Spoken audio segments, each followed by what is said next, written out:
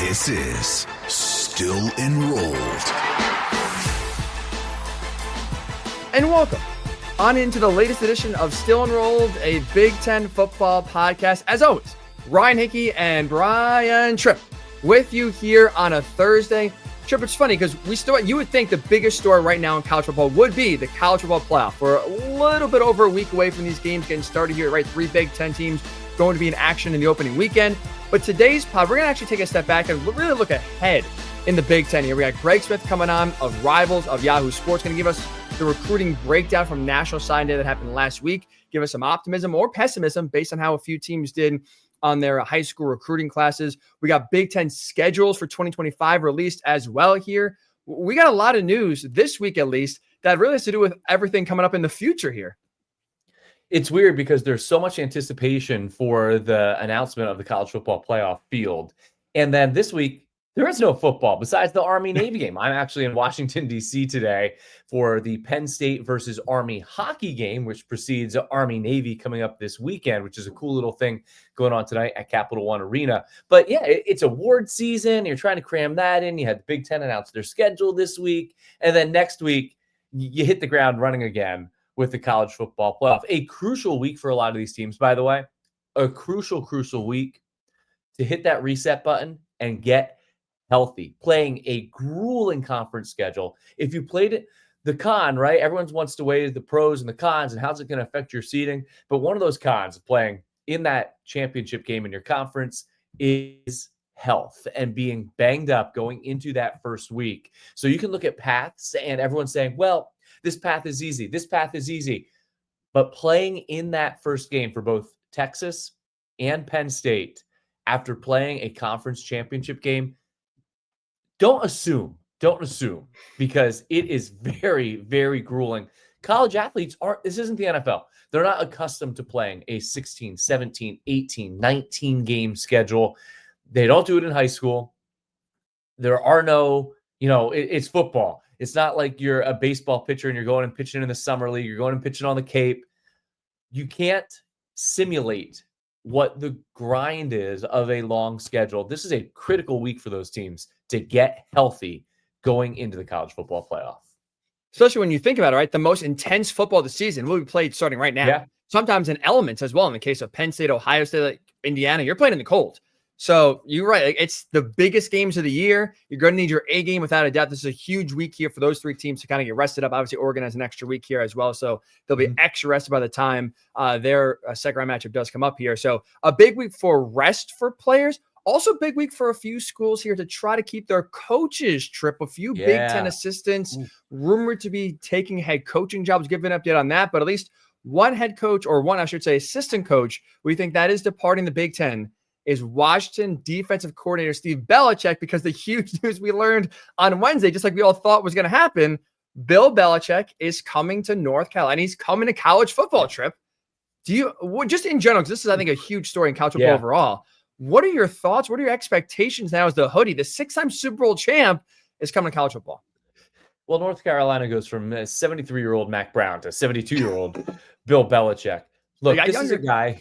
He's still obviously driven to be involved in the sport in the back end of his career. And I think there's kind of this assumption by looking at Bill Belichick that he's this old curmudgeon. How is he going to relate? But if you start to really listen to, particularly, I think last week Fox had on their NFL pregame show, Brady, Edelman, and Gronk.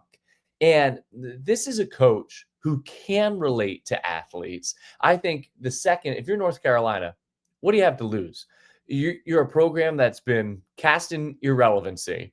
You're bringing one of the biggest names ever to coach in the sport into your athletic department, into your program, and it immediately gains you. Like, this is like Deion Sanders going to Colorado, right? That was a way to jolt their program to life. Now you have a coach who, within the era of the transfer portal, is going to bring you so much attention, recognition, all those eyeballs. It's not about longevity here. It's about finding players in recruiting and the portal, and then coaching them up at an elite level. Obviously, like that, there's no doubt he can coach and X's and O's and scheme and do all that to compete with the very best in college football. all of a sudden he walks into your building. It brings immediate credibility to your program. And I think it's going to be a home run. I honestly do. I think it's an ACC that right now is like, look at the turnaround SMU had, right? And all of a sudden they're in the college football playoff. It's not an extremely deep conference. Duke had an incredible turnaround with Manny Diaz this season. I think it's possible that he goes in there and is really, really successful from day one. I think he could go like 8-4. Like I would say that's like are you saying like college football? Like you think he could do what SMU did, like go to the playoff almost immediately? Yeah, I do. I don't see why not. I won't go that far. I think again, 8-4, 9-3. Can you be second, third, fourth in the ACC here, at least early on year 1, year 2? I think so. I think he's motivated. I think he can connect well. I mean, look, he's got a girlfriend, right? She, I'm sure, has helped him hip to the trends here of what's going on. And I think college kids, kind of like Dion, are going to look at a guy in Belichick and say, okay, this guy can get me to the NFL. Is there anyone more qualified, right, to get me to the next level more than Bill? Right now, probably the answer is no in all of college football. He has that, recruiting ability in his back pocket where no other coach can say that. I think he'll get recruits to North Carolina. I think he'll have success. I don't know about playoff, let's say, just yet, but I think, again, with the ACC being wide open, in 3 years, could we talk about him being in the ACC title in one of those 3 years? I think absolutely. I'm really excited to see what this is. I'm excited to see his demeanor. I mean, Tripp, you think about it too, with the ACC, some of the bowl associations, whether it's, the Duke's Mayo Bowl. Could you imagine this time next year, Belichick is sitting there after winning the Duke's Mayo Bowl, getting mayo dumped on him? Sign me up. I'm in for it. I'm in. I'm very excited to see like the quirkiness of college football and some of the things you got to do that is not, we'll say, professional. You have to deal with the NFL. I'm excited to see how Bill does interact with those, with some of the interesting offers that college football has thrown his way for sure. But now you look, it kind of sucks for Washington, right? And you had Steve Belichick in the 1 year he was there, so he did pretty well. He was able to turn that defense around. They're number 2 in all the conferences in terms of pass defense, 5 nationally. Total defense, you look, they're number 9 in the Big Ten. So, okay, outside of the top half, but 27th nationally in terms of points per game allowed is just under 23, which was 10th in the Big Ten, 46th nationally. Did a solid job coaching that defense. And now it sucks after 1 year. You thought you had maybe a long-term answer. Jed Fish is going to have to go back and find now a new DC for the second time in 2 years. I would assume, Tripp, based on who he's hired in the past and his NFL connections, I can assume we'll probably see somebody connected with him at some point in the NFL now coaching this Huskies defense. And Jed Fish has always had good defenses during his time as a head coach, even though he has an offensive background, right? He was offensive, worked on offense with the Los Angeles Rams, Michigan, wherever he's been on the offensive side of the football. But I think his defensives have always been successful, and he's played a smash mouth brand of football that I think translates really well to the Big Ten. And that's a team that's just 1 year removed from going to the national championship game and losing to Michigan in that national championship game. They had the massive departures. And for Washington, look, they weren't good on the road, but they were really good at home. We've said it time and time again here on the podcast. They didn't have a terrible season. That when we talked to Yogi the other day, that's one of the teams he identified as a quick, possibly turnaround surprise team going into 2025 in the Big Ten. And you can understand why. I think everyone talks about, and rightfully so, Oregon and USC when the West Coast teams in their present state joined the Big Ten. It wasn't just Washington's national championship run, though, last season. That's a program that over the last decade has had sustained success. It is a good college football program. And as long as the resources are there, that is a program that you have to consider right among, I'm not saying among the elite of the Big Ten, but pretty darn close to it. No, you're right. It's going to be, look, this is I think a good job. And that's why I think when you see this job open, there's going to be some big names. I'll give UW Dog Pound here credit. I was kind of reading their website and they were throwing out a few names, at least of connections with Jed Fish. I want to see if any of these kind of tickle your fancy here, Tripp. Some names they threw out there that have connections to Jed Fish. Mike Nolan, former 49ers head coach. Mike Pettin, former Browns head coach. Matt Barnes, who worked with Jed Fish at Michigan, now is Mississippi State's co-defensive coordinator. And how about Robert Saleh, former Jets coach, 49ers defensive coordinator, now is an assistant with the Packers or an associate with the Packers. They work together in Jacksonville. And I I don't know how realistic Saleh is. I would say at least of those 4 names, that would be kind of the one I think that jumps out and be by far the sexiest hire, right? Yeah, and you often see coaches who need reclamation projects go to college football, kind of rebuild their image, get away from that NFL hustle and bustle for a little bit. Mm-hmm. I don't know that it was like Saleh was with one of the worst organizations in the sport in the NFL. I'm not sure you can place it on him with an egocentric quarterback who I don't know how. But their defenses were really darn good. Like that's a whole podcast for another day. It's not something we're going to cover here on Still Enrolled, the state of the New York Jets. But you do that. Like, how I have to guess, like, when you're hosting your show based in New York City, the Jets could just drive talk show for hours on hours. They're a circus. They're the never-ending gift that keeps on giving. Everyone's talking about them. They always, like I said, create some sort of drama either way. So I'm sure, you know what? If you're Robert Saleh, you want to get as far away from Florham Park in New Jersey as possible. Seattle's a pretty good destination for you to go as far away from Aaron Rodgers and that Jets dumpster fire, without a doubt. So it's going to be interesting to see what Washington does here in terms of the defensive coordinator hire. We'll obviously keep an eye out for you and update you when that does happen. 2 coaches trip that we thought maybe could leave, but are actually going nowhere.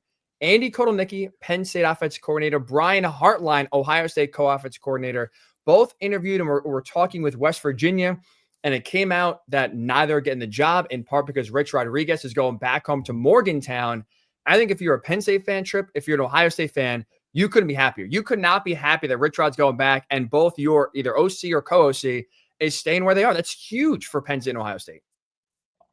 If you look at Ohio State, a big reason for their sustained success, it isn't just what they've done at the head coach position and the coordinator positions, but a guy like Larry Johnson on defense, working with their defensive line, Brian Hartline, what he's done with the wide receivers and the talent that they brought in at wide receiver.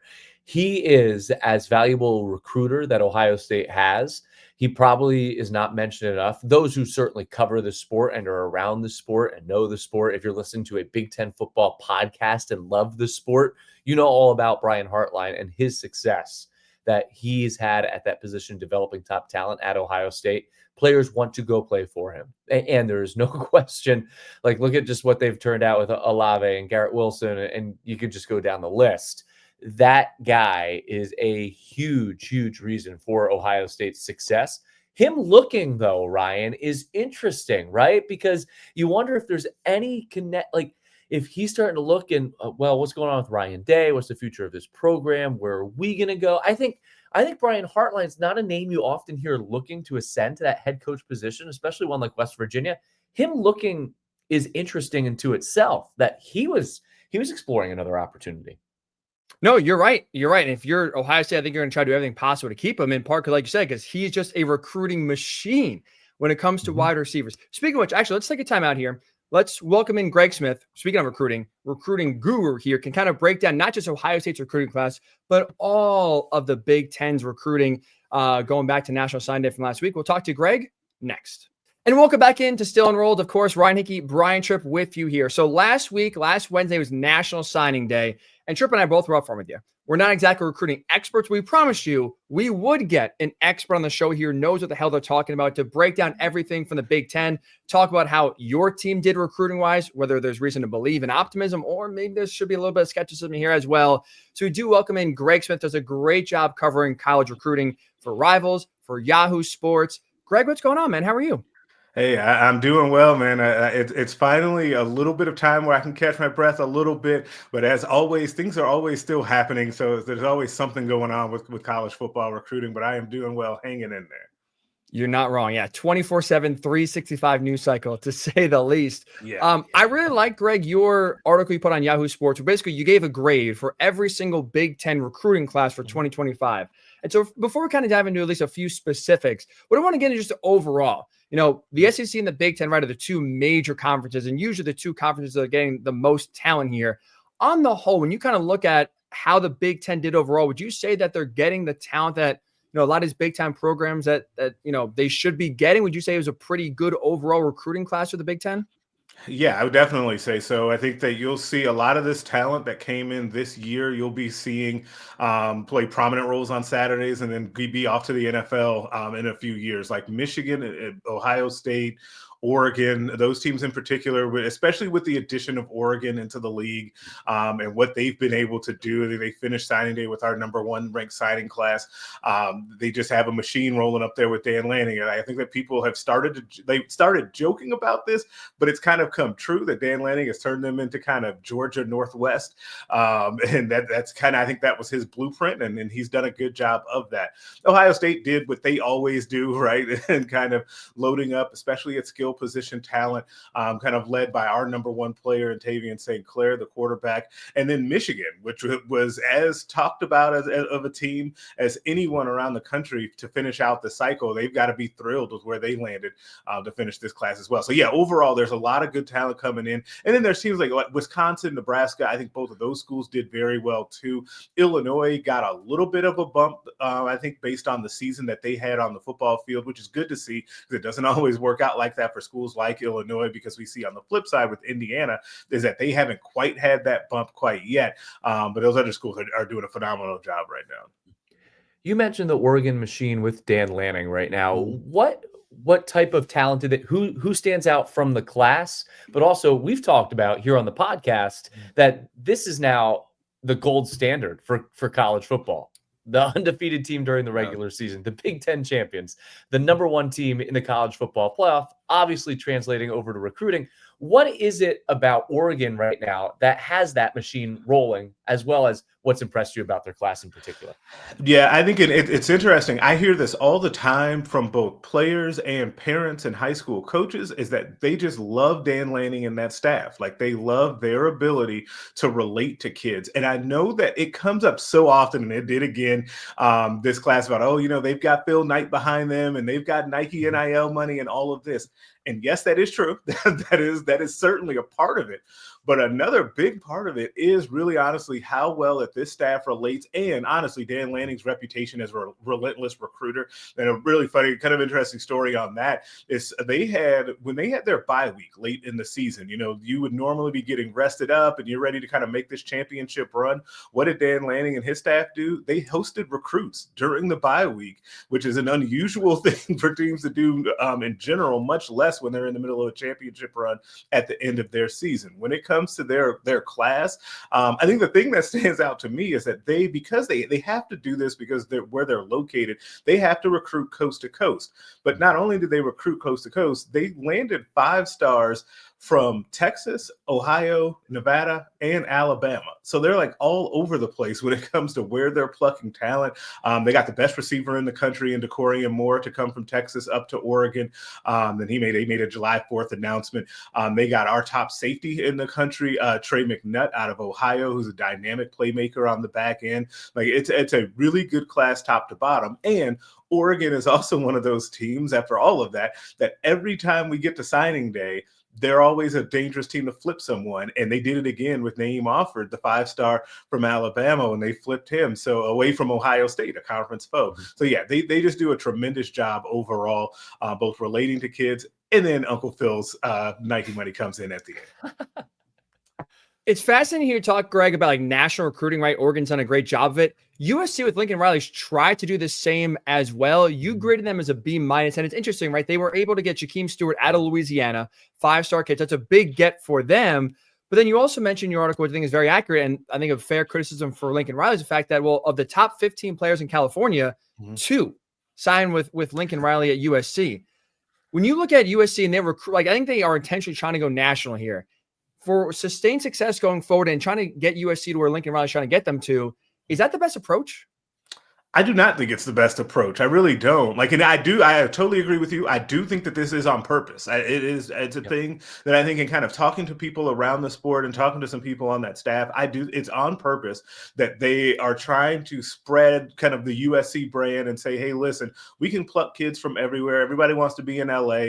It's a kind of one of the glamour programs in the nation, which is true.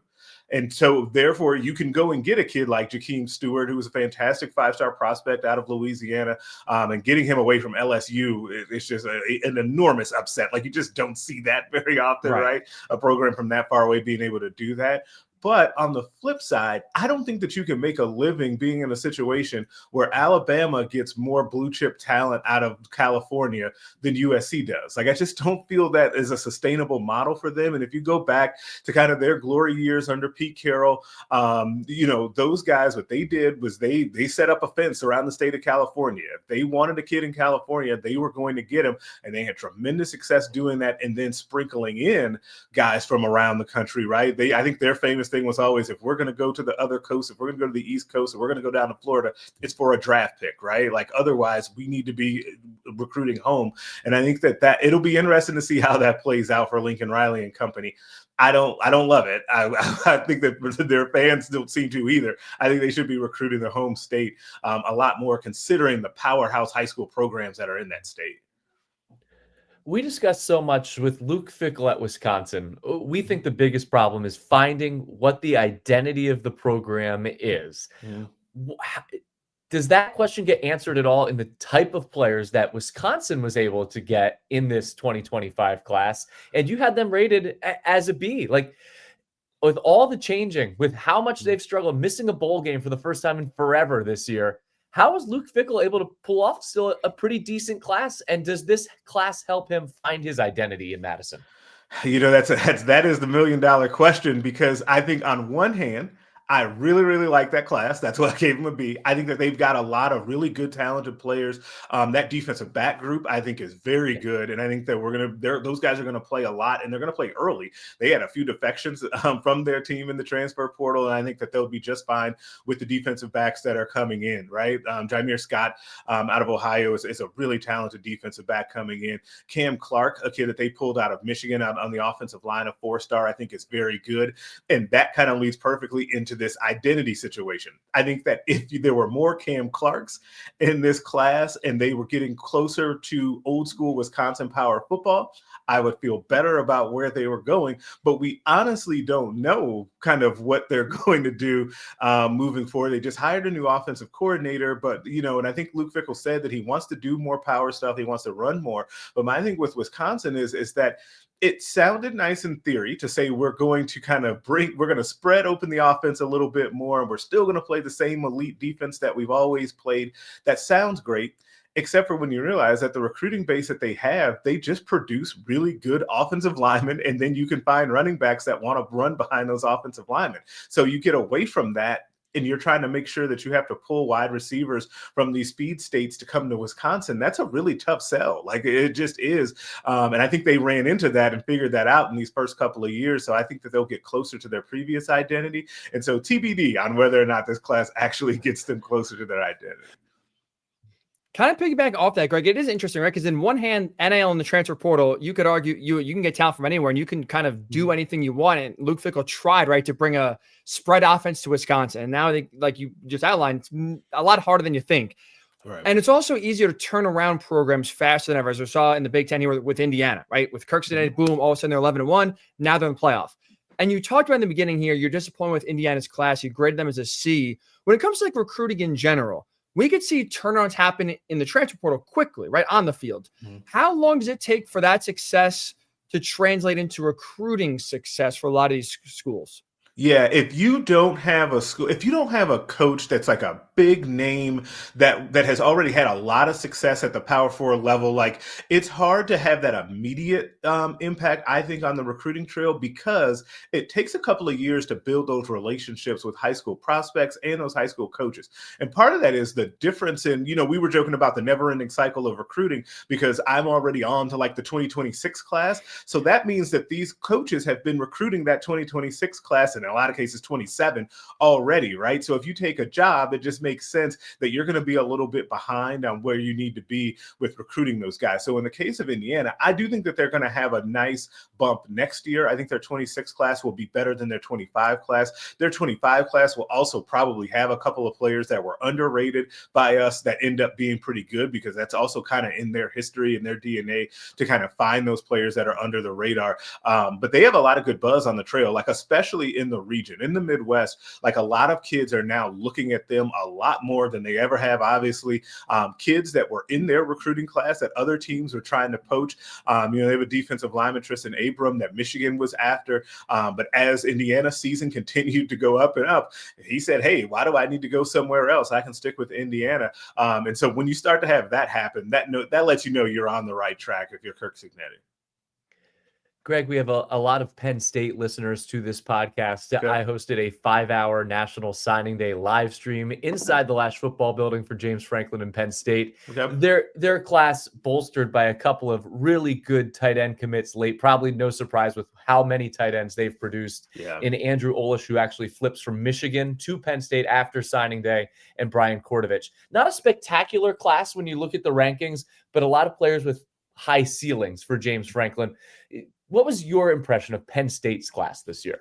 Yeah, I thought the same thing. I thought that they also, it was interesting when Penn State was one, and Notre Dame was like this too, where they raced off in the beginning of the recruiting class and had a lot of early commitments. And then guys that got really good early rankings that maybe slid a little bit. And then Penn State, like you said, they'll finish strong with those tight ends, both of which I really like. And I think that Penn State is a team that, I feel like often gets left out of kind of the tight end kind of discussion, as when that always gets kind of brought up, but they're right there in the mix, and they've produced a ton of good tight end talent. So to get both of those kids, and I like Kordovich a lot, it's kind of a sleeper in this class, and Olish is rated where he is for a reason. He's a good player.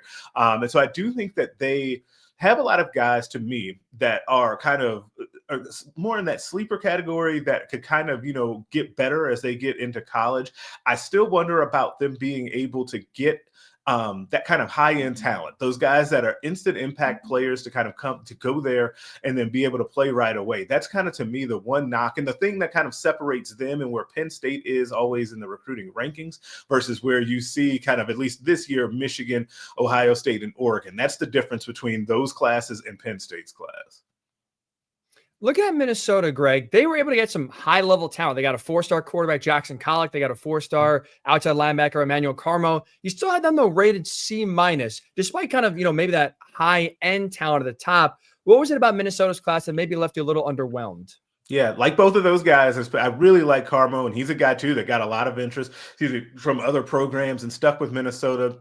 Because I think that a lot of times, especially those guys on defense, and Coy Parrish was like this last year that joined their program and was sensational as a freshman. Those guys on defense can really develop. They do a great job. They get you ready for the NFL. So it's no surprise that he stuck with them. The thing that kind of bugs me, I guess, about their class, it's not very big. I think there's only like 11 or so guys in the class. They also are a program, though, that is very hard to grade because they won't have a ton of talent in the recruiting class or in the recruiting rankings, yet somehow they're always pretty good, right? Or even if they don't have a good season, they're someone that you don't want to play like late in your season when you're trying to, make a run or something. So it's kind of hard to judge them because what they do is they're very comfortable with this. They get players that are under the radar. They will stash them away for a couple of years. They'll develop the heck out of them, get them into the program and use of the culture there, get them rowing the boat, and then they'll be pretty good. Like it's just, but it makes it hard on the front end to evaluate their classes. It's just not very deep. And besides those top two guys, you don't see a lot of like kind of can't miss guys that other teams wanted. Greg, you're around it all the time. And it's really easy for, I think, any fan, media members to say, well, NIL, NIL, NIL. When you talk to high school parents and athletes, particularly the top ones, how much are their decisions truly based off of an NIL number? So most, I don't want to say most, I would say a good number of them, especially when we're talking about the elite players. I think that the way I think about it is, and based off of talking to them, is that you guys, all of the schools that are battling for those elite kids are going to need to be in the same ballpark when it comes to NIL. If you're an outlier, even if you're a great program, you're, say, Georgia, and you're an outlier with, kind of what you're offering a kid versus, say, what an Oregon or a Michigan or Ohio State is offering, then the kid's not going to go there. Like, you need to at least be kind of in range with what those other schools are giving. Then it becomes a matter of, okay, what's the best fit for me? How do they do with, kind of developing my position for the NFL? Because getting ready for the NFL, I think, is still the dominant thing. I think that's still the number one thing that you hear. And even teams, because then even teams that don't have the same NIL war chest as others can say, hey, you just delay it, right? You're going to delay that bag. You're going to get it later when we develop you for the NFL. It just might not come right now, but we'll get you there eventually. They can say that. And so, yeah, it's a big deal, but I still think the NFL is the top thing. But there are always outliers too. There are becoming more and more prospects where we view them as kind of straight NIL deals too. That it's happening more. When you talk about what is the range for a 5-star kid, blue chip, what are some of the numbers that you hear? Quarterbacks, you can hear, 7 figures. So you can get up to, for quarterbacks. For top offensive tackles, you definitely get up there. You talk about a kid like David Sanders that we had a little bit of back and forth with at the end there, right? Like Tennessee had him committed, and then all of a sudden he wasn't going to sign, and Ohio State's making the late push. That's a kid that I expect, got over $1 million from Tennessee. So your elite guys are getting $1 million. Your really big time quarterbacks though are getting more than that. Your Bryce Underwoods, Dylan Raiola the year before that, like those guys got, I barely confidently say those guys got over $2 million per year. And so then it kind of trickles down from there, because then it depends kind of, a kid like DeCorian Moore from Texas, 5-star that went out to Oregon. I would suspect that he's getting in the 7 figures to go up to Oregon, being that elite of a player, and, such a big need for Oregon in this class to continue to reload that wide receiver position. And it becomes an issue too, if you're like in the case of Tennessee battling for David Sanders with Ohio State, you can get into some bidding wars in these situations too, right? Tennessee needs that guy to be kind of the jewel and the focus point of that class, right? He's an elite player. But Ohio State needed him because Justin Fry, their offensive line coach, comes under fire often for not getting these elite talents on the offensive line. And the big knock on that program is they're not as tough in the trenches, right? So those situations are kind of fluid and can be really interesting when you dig into them, depending on the kid and which schools he's looking at. You mentioned the big name Bryce Underwood, Greg. This is the last question for me, right? That was obviously his recruitment was very public and very discussed. He was at LSU a while. Michigan comes in with reportedly a huge offer. He stays home, now goes to Michigan. Obviously a huge get, NIL aside, for Sherrone Moore and this coaching staff going forward here. What kind of impact can that flip do for Michigan going forward here? Looking at 2026, 2027, when you get a huge quarterback like that to go to Michigan, what can that do momentum-wise here for future classes for the Wolverines? It cannot be said how big that is for what they're going to do in the future, because Michigan is a team that can always recruit like the lines of scrimmage and then defensive players, right? But when it came, and then running backs, because they have a great running back history, but the two glaring holes were quarterback and wide receiver. They had done fine there. And, they obviously just had J.J. McCarthy, who was a former 5-star and then went in the NFL, the first-round pick to the Vikings. But traditionally, that's not what they do. To get a guy like Bryce Underwood, and then for him to be, he's such an electric recruit at quarterback. Obviously, all the things they had to do to get him, all the reports out there about, 10 million, 12 million over the course of his college career. And I do think that those are accurate. I do think that that's where he's going to end up falling in, kind of at a base of what we're looking at.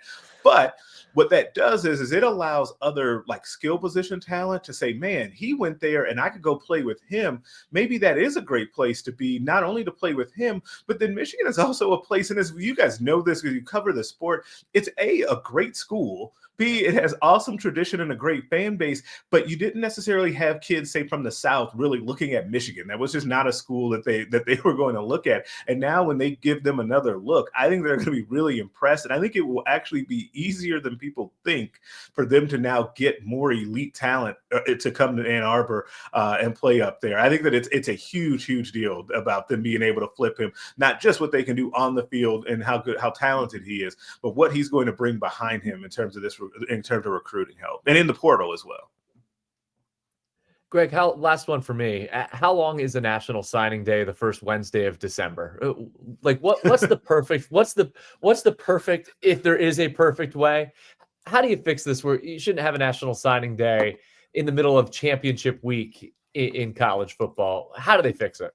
Yeah, I'm not sure why we needed to move it up. Like it was it was very chaotic. Like that's the best way to describe it. In fact, we got into it and I was like, oh yeah, we got teams preparing for conference championships right now. How is, say, Dan Lanning able to do any of this while also getting ready for a Big Ten championship game? I still like the idea best that you maybe split these into, like, keep it with the old February and then add a summer date, like something like that. The problem, I think, with having the summer date and locking guys in is what's one of the big drivers when we get around December, those flips, right? All these flips that we just talked about and discussed. Bryce Underwood, does the Bryce Underwood situation happen if there was a summer signing period, or would he have already been signed to LSU? Now, if you're LSU, you're happy about that. If you're Michigan, you're like, okay, we like the situation as it played out. So yeah, I still think there need to be tweaks to that. And even with, like, if you don't want to do the summer thing, do we still need the February date? I think in our Rivals 250, I think there's only one kid that didn't sign in December. So like, I don't know, most prospects are signing, unless there's a coaching change, most prospects are signing in December anyway. So I don't know, something has to give though, in order to kind of even out this schedule a little bit more. But this solution was supposedly the one that was going to smooth things out a little bit, and we definitely didn't get that. No, not at all. And common sense entering college football, Greg, it's asking a lot. Don't hold your breath. But that's what keeps it exciting, right? But don't You're hold right. your breath. The chaos does make it exciting. You're not wrong about that. Greg, thank you so much. You do a great job, obviously, covering recruiting for college football. You give us great insight here in the Big Ten. Keep crushing. Really do appreciate the time. Thank you so much. Hey, thanks for having me, guys. Appreciate it. Anytime. He was great. A great guest. His work's awesome. But reaction to his last thing there. College football has two ways that they can go. Do you want to make it best for the coaches? But also, if you move an early signing day to the summer that he's talking about, what's made the NFL so successful? Like, if this is truly a business, the NFL, their schedule release is perfect. Like, the Big Ten announced its schedule that we're going to get to here in a minute yesterday. Mm-hmm. Why not do that a year and a half in advance over the summer? Like, the NFL has purposely put the combine, the draft, the schedule release, so that way they control the news cycle 365. College football could do that in some ways with its recruiting. Now, I don't know that that's good for the sport, but if it's truly a business, that's an option. I think the biggest thing about having a pre-season signing day is it gets, number one, for the staffs that have to do recruiting and coach at the same time, it takes a lot off their plate that they can then focus on football. Also for the kids, it allows them, there's so many kids that are enrolling early today. They're already not maximizing their high school. Like, I get it. You want to jump feet first, 2 feet into the next. You want to be in college. You want to get developed. You want to make it to the NFL. You want to do what's best.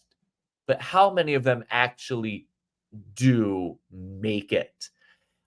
I think it's sad that we're in such a rush to get that gratification where we want to be, to not experience a big part of your life, which is your 4 years of high school, and then you don't get to do the graduation, whatever, prom, like all those things that a high school student gets to experience. Like, it's the era that we're in. It's not going to change. But at least if you move the signing day before their final semester of high school, and put it in August or late July, probably August, then they can at least enjoy their high school football season. You don't have coaches badgering you all the time. Once you're committed, and you sign and you're locked in. So at least you get to enjoy August through December. I agree. And I think you'll still have drama, right? Because all you're doing is moving the deadline up from December to whatever, like I said, July, August. You'll still have flips. You'll still have last minute pushes. You'll have all the drama that you do have with signing day. But like you said, it doesn't happen the week you're getting ready for conference championship weekend, the week you're trying to prepare for, that or a college football playoff spot, depending on what your seating is and what your schedule is. Like, it is stupid where, like you said, we're in the middle now, the most important part of the season, playoff time. And what do you have smushed into playoff time? Recruiting and schedule releases. Why are you burying the lead? And why are you putting everything in one? When, like you said, you could spread it out. You can still make your sport relevant. People are going to care no matter when you put the dates. I'm with you. I'm with you 1,000,000%. But for whatever, like again, college football, it's beautiful because it's messy. But boy, is it messy. And boy, at times is it frustrating and does it lack common sense, to say the least. But speaking of which, one of the things that lacks in common sense is, I guess, a gift, if you will, now, and that is, Trip, that we learned the Big Ten official schedule here for 2025. It has been released. Let's just quickly throw it up here. There's a lot, right? So here's what we're going to do. We're going to pare it down very simply for you. We're going to give you our most impactful, top 5 most impactful Big Ten games for 2025 that can help shape who wins the conference and who can help shape ultimately who goes to the playoff here. Trip, you want to start, give your 5 through 1 here? We can kind of see which ones we have similar, which ones have different here, and break them down. Do you think our YouTube audience was able to memorize that schedule for how quickly we threw it up there? I hope so. 3, 2, 1. Take a snapshot. Boom. For those with a photographic memory, you got it. For most people like myself, you see a bunch of logos, you see some blue spaces, and that's about it. A jumbled mess. With the West Coast teams being added to the Big Ten, it's not so red heavy, right? The little pinwheel logo that you see at the Big Ten basketball tournament. Now you've got a purple in there, you've got a light blue, you've got a green. My most impactful games for the Big Ten slate, looking at it on December 12th, right? Like no one saw Indiana coming. Nobody. Right.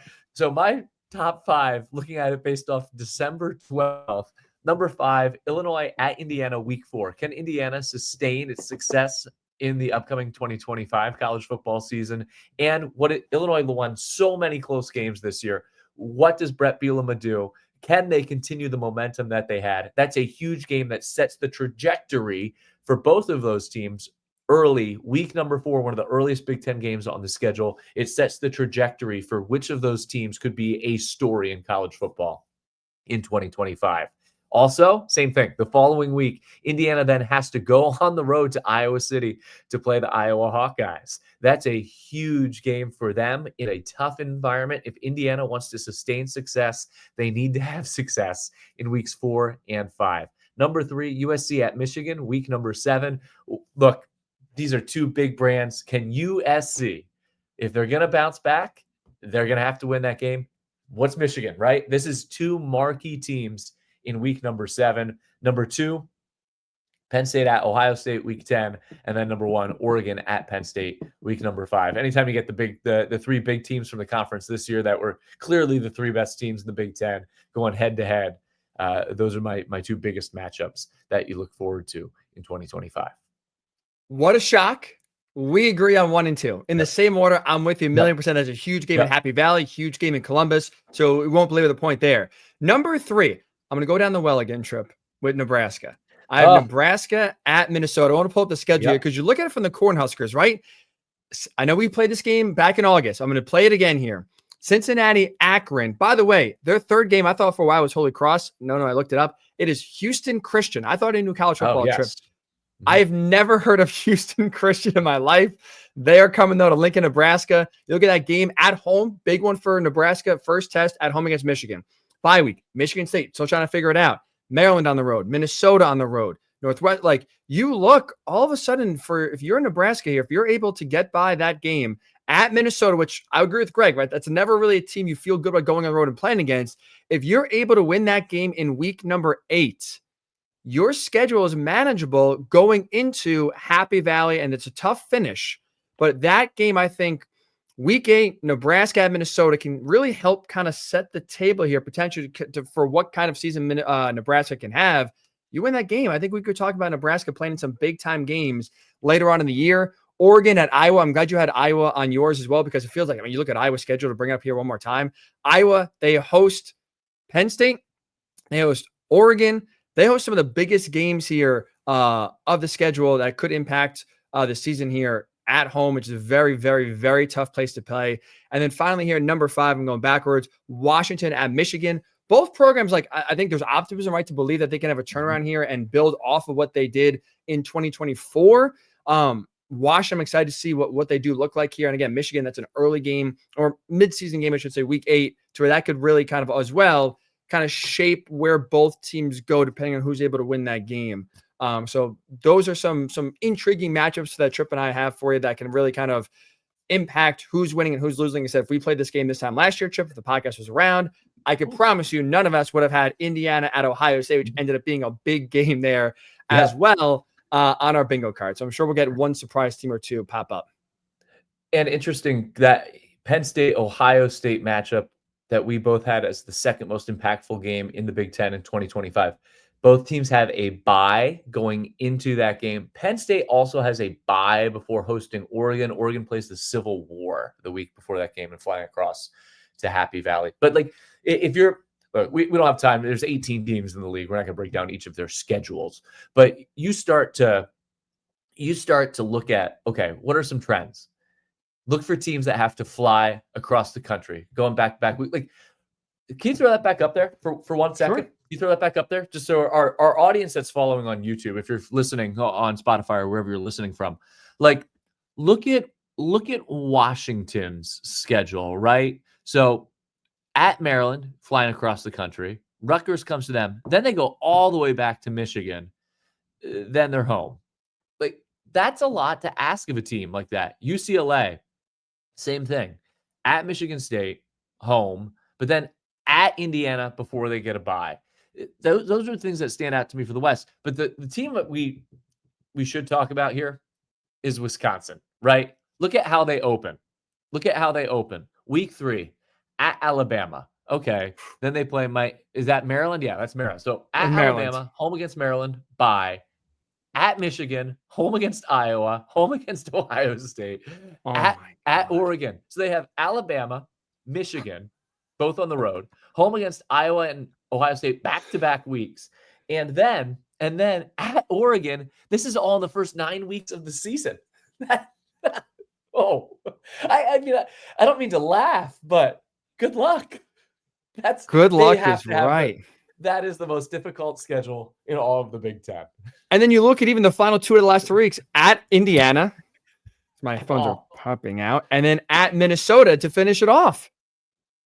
That's brutal.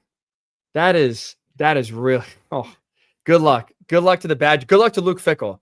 We talked about this being a big time year. Oh boy, that's definitely did not get the break there from the scheduling god, to say the least here, Trip. Last thing to wrap up the pod. We had Yogi Roth on for a bonus edition on Tuesday. If you haven't checked it out, again, wherever you do your pods on YouTube, Yogi was awesome. 25 great minutes on the Big Ten overall. Gave a lot of great insight here. And one thing we asked him, Trip, was surprise team, right? Obviously, Indiana came out of nowhere. Who can, maybe not to the level of Indiana's success, but who could be a surprise team that no one's really looking at right now that could really shock a lot of heads in 2025? Yogi gave us that answer. Take a listen. Got to go to the West Coast just because of what Washington was a year ago, right? They were playing in the national title. Jed Fish, he's got an NFL background and an NFL acumen. And they look at like their, call it salary cap, if you will. And you could say, hey, they got a $15 million to kind of go make some hay here in the portal. They didn't spend it all last year in year one. They got there in February of last year. They said, okay, let's try to patch this thing together. We know it's going to be a quote unquote, call it year 0 to a certain degree. They got Damon Williams, who will be top third of the league at quarterback, could be really dynamic. And I believe in that coaching staff as much as any staff in this conference. I'd say them. And then I got to say SC too. I mean, I've been calling it a foundational year for them all year long in advance of the season. I didn't think they would only have 6 wins. I thought they sit around 8. Clearly 5 of their losses are by, I think, was a combined 18 or 19 points. So I think it's a foundational year. I think if they can put a couple pieces together, which I think they will, I think the staff, unless they take a better job, like a head coaching job like Matt Enns did, became the head coach of Fresno State, they're going to stay together. I like the core group of players that they have. And, I'm with him, obviously, right? I've already talked about USC. I think everyone knows how I feel about USC and the strides that Danton Lynn made on that defense this year. And Washington, I'm with him 100%. Being on the same podcast, and again, for our audience on YouTube, for me to sit there and look and listen to yourself and Yogi talk and just look at the perfect head of hair that each of you have. It's like Yogi's got some good flow. He has me beat without a doubt. He's got some great flow. The perfect California head of hair. cool. No, each of you. I felt left out. So what your job is to get, like, can you Photoshop, get a screenshot of me, you, and Yogi, and Photoshop a little here. Give me some love. Give me some lettuce. And I want to see what it looks like for our next podcast. You got it. I will make it work. I'll take Yogi's hair again. I think it looks better, and we'll put it on you. And I think, you know what? I think you look good bald. That's what else. You don't need any hair transplants. You rock it well. You got the glasses on today. It's a good look. Hair's overrated. I think the glasses make me look a little bit more intelligent. I know I'm kind of a genius already, but I think the glasses make me. It was funny though when we were talking. I forget what Greg. It was something Greg said. You and I both had the same eye roll reaction at the exact same time. Now I wish I remember what it was. Is it NIL? Lincoln Riley's recruiting? We had the same eye roll reaction at the exact same time. You know what that means, right? Surprise? Great minds think alike. Who's your surprise team in 2025? Just say it. The Nebraska Cornhuskers. But the thing, are they a surprise? Like, are they a surprise? Like, fine. I'm going to go down the well for the second time here. I'm going to get burned probably again. I'm going to go to Nebraska. I like the schedule. I think it sets up well. Yep. I think, again, to have continuity. Like, the thing with Washington that I don't know is with DeMond Williams, how much is he going to develop? Like, how much can he get from where he was in year 1 to year 2 and take that big jump? I think you're going to have to take a big jump here. And Washington's going to have to play a lot better on the road in year 2 than did in year 1. I just have a lot of questions right now about how, their ability to improve that much to be like a surprise team. What, like, are we talking 9 or 10 wins? That's in the ballpark, right? For a team like Washington, bare minimum 9-3. And it all depends on your schedule. Like, throw it up one more time. It all depends on your schedule. I know it's still months in advance, but like for Penn State, you have Oregon, a trip to Iowa City, a trip to Columbus, Indiana, and Nebraska on there. We get to all year, people talk, well, who is Penn State beaten? For them to make it to a playoff next year, they can't lose on the road in Iowa City, on the road in Columbus, and at home against Oregon. So they will have to win games. It really is. The schedule disparity ultimately will decide which teams are college football playoff contenders. Like, if Alabama played Texas's schedule, and I know Alabama lost games against bad SEC teams, but they did. If they played Texas's schedule, they're probably in the playoff. And it's like, you look at Washington, right? They play Washington State, already lost to them. Ohio State comes to town. Now, they've been, again, a better home team than road team, but you expect that Ohio State team ready to play next year. You're on the road at you're on the road at Michigan. Illinois comes down. They're a tough team. Wisconsin should be at least talent-wise better. Wisconsin's at home, but still it's a tough game. Like, Oregon comes to town. There's a bunch of toss-ups right now that I can't confidently sit here and tell you that we're looking at a 9-3 schedule just because Washington last year, Chip, was really Jekyll and Hyde. And until we can kind of see their ability to play as well as they did at home on the road for 2025, I don't have at least the belief right now Yogi does. And even for USC, another team you mentioned, you're on the road at Illinois. That's like, I don't think Brett Bielema's team's going anywhere. Michigan comes to town. You're on the road at Notre Dame. You're on the road at Nebraska, on the road at Oregon. Iowa comes to town. Like, it's, again, another one where you got some really challenging road games here. And even some of the teams that come to your place are not going to be easy outs. Can Lincoln Riley prove he can win a close game? Right now, I'm not sold. That's part of the reason to go back to your initial question of surprise team for 2024 or 2025. And, you kind of laugh, but I'm going to go back to Nebraska here and maybe get burned, is at least they have questions, right? And every surprise team we're talking about has some sort of question. But I feel confident enough, at least in their schedule, the way it lays out here and the development and the continuity we're going to see from year 1 to year 2, I feel a little bit better about their ability to take that jump to, again, in the 9-10 win range and be in the conversation at the end for maybe making a Big Ten title run versus, let's say, Washington and USC. You know what 18 times 12 is? 216. You're telling me you don't have a pulse on all 216 games already for next season? You looked that up. You didn't do that at the top of your head, no doubt. No shot. I am wearing the glasses today. All right, smart guys. So let's hear that. Finish the pod with this. You tell us your surprise team. What team do you look at and you say, you know what? I kind of like what we're looking at. No, I think, again, not basing it so much on schedule, but just talent and potential.